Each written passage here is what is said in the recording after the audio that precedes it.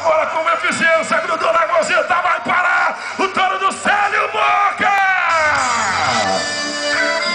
Para!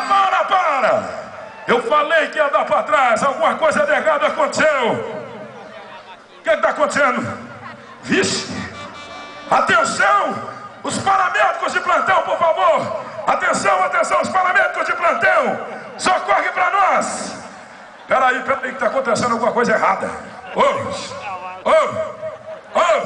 Vocês estão levando o animal errado! Levaram o animal errado! Que negócio que é esse aí de animal errado, tonto? Olha aí pra você ver, levaram o boi! Mas eu não sou animal não, boca de burro! Ah, comecei a entender agora. Gostou, foi boa montaria, o touro estava preparado, peito cheio, pulou demais, deu até vontade de vomitar. O touro não estava muito preparado, um tourinho no meio do Célio Boca, mas eu vim pronto, executei o animal. Cadê minha nota, juiz? Dá nota pela aí, Goiano. 0. Não é possível.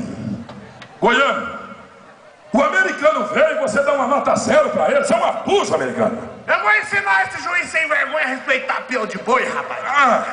A chegar para a última página da vida dele. Cuidado, viu, americano? O americano.